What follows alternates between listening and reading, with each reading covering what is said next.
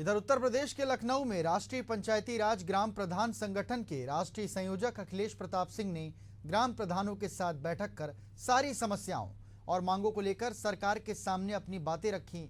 वहीं उन्होंने Asian news के संवाददाता से खास बातचीत की है।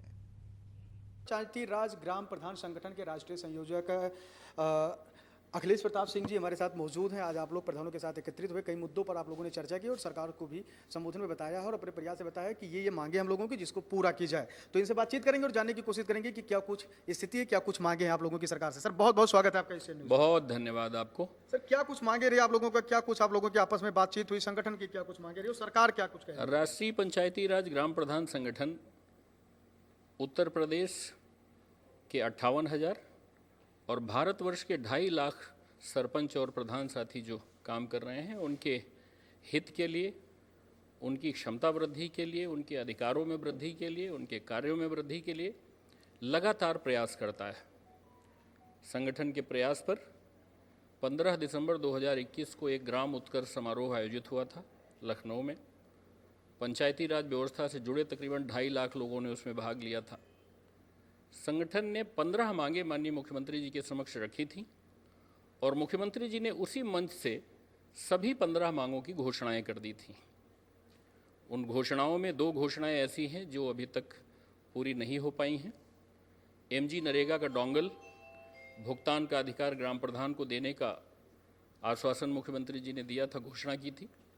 और इसी तरह से राज्य के प्रत्येक जनपद में जो जिला योजना समिति है उसमें कम से कम 2 प्रधानों को मेंबर बनाए जाने के लिए भी माननीय मुख्यमंत्री जी ने घोषणा की थी। ये 2 घोषणाएं अभी अधूरी हैं, उनको पूरा करने की मांग आज अपर मुख्य सचिव श्री मनोज कुमार सिंह साहब से भी हम लोगों ने की है। इसके अलावा एक बड़ी कठिनाई आ रही थी प्रधानों के समक्ष। जो पंचायत सहायक हैं उनके फेस के रिकग्निशन को बाध्यकारी कर दिया गया था कि जब तक पंचायत सहायक अपना चेहरा कंप्यूटर के सामने नहीं रखेगा तब तक वो कंप्यूटर खुलेगा नहीं भुगतान के लिए।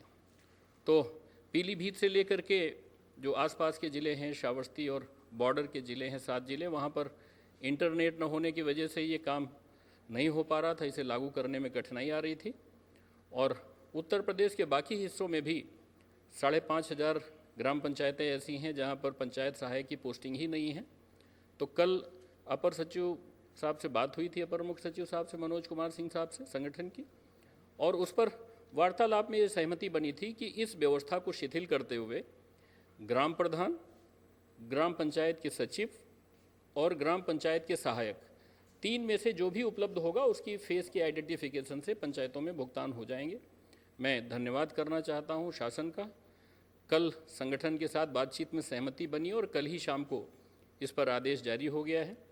हमारे और जो मुद्दे हैं, हम लोगों ने ये मांग किया है कि राज्य वित्त आयोग की जो कुल नियमित निगमित धनराशि होती है उसका कम से कम 10% हिस्सा ग्राम पंचायतों को दिया जाए। हमने ये मांग की है कि राज्य स्तर पर नीति निर्धारण प्रकोष्ठ का गठन किया जाए और ग्राम प्रधानों को, प्रधान संगठन को शामिल करते हुए जो भी योजनाएं और जो भी पॉलिसीज़ बनती हैं पंचायतों के लिए, खास करके ग्राम पंचायतों के लिए, उसमें प्रधानों को और संगठन को शामिल किया जाए।